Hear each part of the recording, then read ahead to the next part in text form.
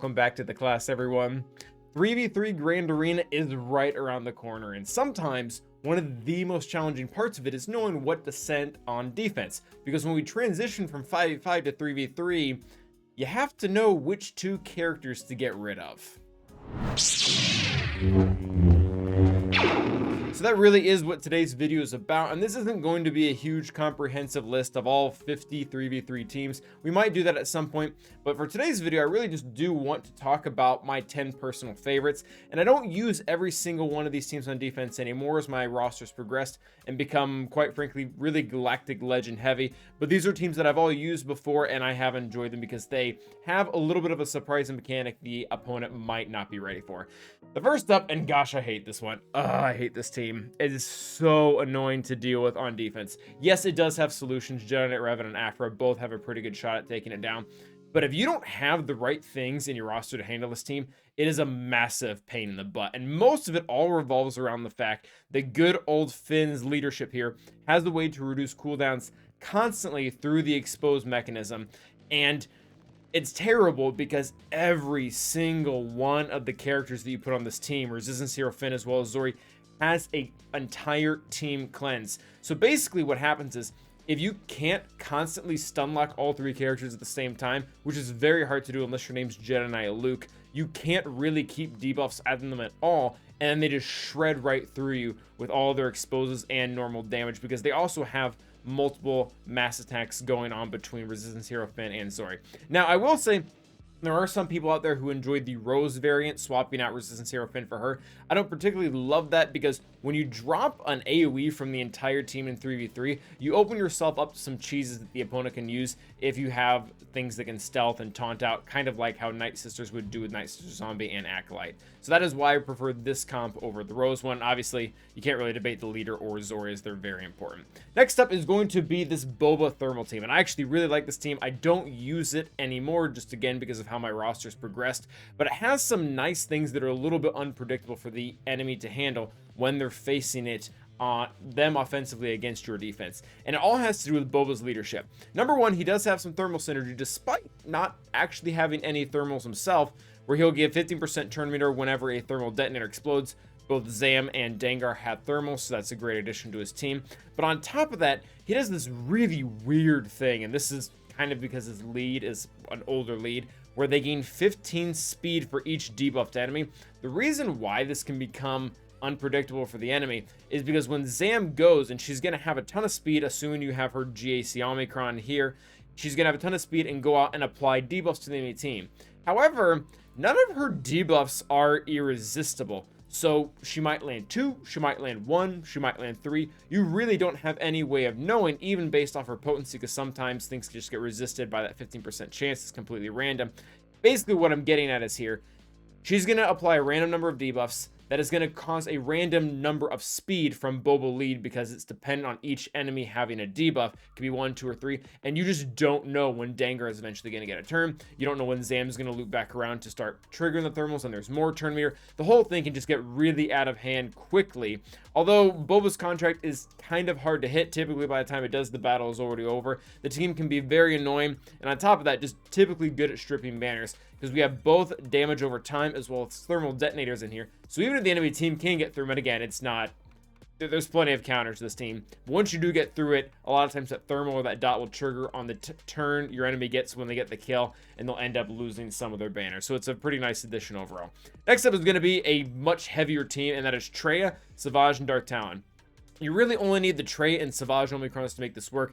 Talon's Omicron isn't necessary. And the reason why I like this comp in particular is because Darth Talon has a unique that is going to help shield your Darth Traya against teams that are able to get around Savage's taunt, specifically Jedi Knight Revan. If they go right for Traya, not only are they in for a bit of an issue because she has a savior mechanic for the leader, but on top of that, she's also going to be giving turn meter to the entire team as you're doing that. And I will say, one thing you can do, you don't have to do this to make the team decent on defense, but if you're wanting to deter very specifically the Gidme counter to this, you can actually, and this is going to feel really counterintuitive, but you can mod Savage for full protection. What this is going to do is it's going to give him this larger shell to hide behind when someone comes in with 20 stacks of courage and they can't actually just one-shot him.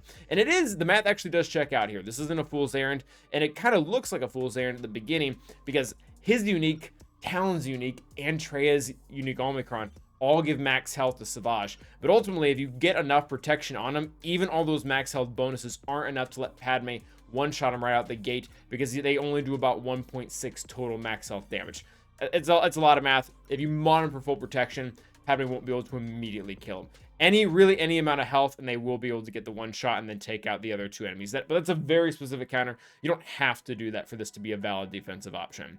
Next up is going to be the Tusken squad, and this does really depend on Tusken Raiders GAC Omicron. It is 3v3 only, but if you pair it with Tusken Chieftain as well as Warrior, it's quite deadly. The only easy solution that I know of to this team is General Skywalker, who's kind of a premium team for a lot of people. And the other variations of this just end up falling really short. If we put in Dad Bob Boba in place of Tusken Raider, it gets beat out by Gidme quite easily because you can just go after immediately who you want to. Adrad can actually kind of wait his way out of the battle as well and eventually just annihilate everyone. That becomes very hard to do when the Tusken Raiders keep reviving, or rather not even reviving, but keep being resummoned, which kind of bypasses the whole anti-revive mechanic that Adrad has. And overall, it just becomes very tricky because you can't immediately get over to Warrior. So a very good defensive team. If you have all these things, really, Tusken Chieftain, Warrior Relics, and the Tusken Raider Omicron, it is quite nasty to deal with. Next up is going to be Qui-Gon Boom, the Qui-Gon Jin team with Jedi Anakin, Ki-Adi-Mundi. Qui-Gon has lost a lot of defensive viability in 5v5 just because if the enemy team that's coming in against it has a ton of controlling mechanics like Bad Batch or Jedi Knight Revan, or maybe even like Grievous, they have a pretty good shot at just taking it down without ever even having to do with Jedi Knight Anakin blowing them up. In 3v3, it's a lot different. You only get the one character that has a stun. If the stun doesn't stick or you don't have enough damage to kill Qui-Gon Jinn immediately, he just ends up blowing you up. And I've even had trouble with Ki-Adi-Mundi just soloing my entire team. One of the more popular counters to the Qui-Gon Jinn team on defense is Nute Gunray with Jango as well as B1. I've had it before where everything's going great. I've got Jedi Anakin dead, I've got Qui-Gon dead, and then Ki-Adi-Mundi, right as I killed their characters, kills my Nute for the second time, and then he will just solo B1 and Jango because they can't muster up enough damage with him constantly swapping stances and having enough offense to get all of his health back. It's very, very annoying. And yes, there are counters, but they're not really 100%. Next one is going to be a little bit newer, and I think this one might not have legs that much, but right now, with people not knowing what to use against it, it seems to be pretty good.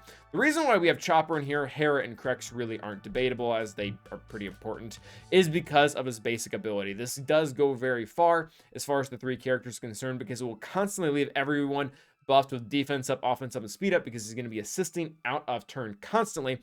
But more importantly is he is going to be reducing the allies' cooldowns. Not only is this nice so they can keep assisting out of turn when they use their specials via Krex's unique, but on top of that, the specials are just really good.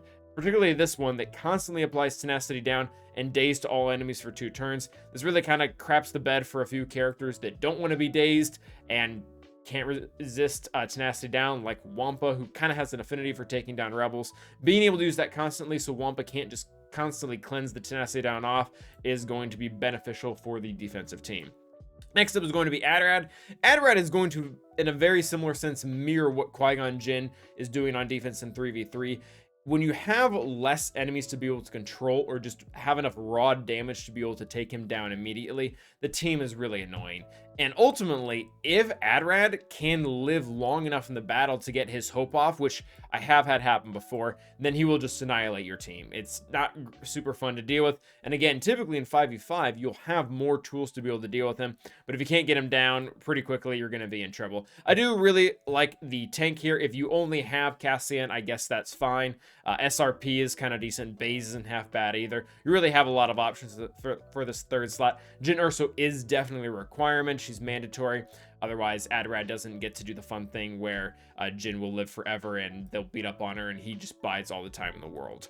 Next up is going to be Nute. Again, this is not one that I currently run on defense anymore, but I did run for a long time and it got a lot of holds. And Nute is actually a staple for defense for a lot of people, specifically because of a lot of his mechanics. And the issue with trying to take this team down, again, there are solutions, but the issue with it is there is really no good way to start the battle. You can go after Jango Fett, who has damage immunity, and get absolutely nowhere. You can go after Nute Gunray and have him revive and continue to spread extortion faster than you would probably like him to. Or you can hit the tank, who typically you don't ever want to go right for the tank. You want to go for the actual damage dealing or support characters. There's really no great way to start it. Again, if you can control the enemy team with a bunch of stuns and stuff like that and kind of bide your time for damage immunity to come out or to be able to take down Nute 2 times in a row, you can get through it, but overall it's pretty annoying to deal with. I actually like this more than, say, the B1 variant in place of Magna Guard, because B1 actually presents a really great topic that you can just shred all of your hits away on when the team's on defense, because B1 doesn't really have anything to stop it, especially if you have a lot of little hits assisting out of turn like a team with Mon Mothma. Next up, we're going to be getting into some heavier teams that everyone might not have access to, but are doing really well right now, and that is Seer, Kylo Ren, and Taron Malicos. Taron and Seer really don't need any arguments. They're very obvious why they're in here. But Crew is in here specifically, again, to stop Gidme or other counters from just going right after Taron Malicos. One of the cool things he does have on his second Omicron here is a Savior mechanic. The Savior mechanic does not work on himself. It is only to other unaligned force user allies. Wow, it's a mouthful. So basically what I'm getting at is if you don't have a good tank in there that's going to consistently taunt, and Crew does have multiple ways to taunt, then they're just going to go right after him. That whole Savior mechanic is going to go to waste because he's going to be the first one dead. And really, if he's the first one dead, the team isn't going to be able to do a lot in general. And last and certainly not least is going to be our good friend Malicos, Darth Revan, and Bastila Fallen. I really would argue hard for this comp, especially for those of you who are facing opponents without Jedi Knight Cal Kestis. Even with Jedi Knight Cal Kestis, yes, he does counter this fairly easily, but he's also a great tool that can be used against other things where that might not necessarily be the worst trade in the world. But the reason why I still really like Darth Revan and Bastila here rather than splitting them off into another team is because there are a handful of just easier counters out there, things that involve Hondo or just Jedi Knight Luke without Cal, that completely open up when you do this. Not to mention General Skywalker, who has a fringe counter. It can work against this team, but the success rates are way higher if you're fighting something like Sith Assassin and Sith Marauder in these other two slots. I really would vouch for going harder on the comp and just putting in the best one you can, because a lot of times people are tempted with that fringe counter like General Skywalker, and it doesn't work out for them. And not only do you get a hold, but they lose a really good team in the process. So that is going to be it for today. Let me know what you guys think about this type of video, and if you would like to see more than just 10 teams. Until the next time, stay awesome.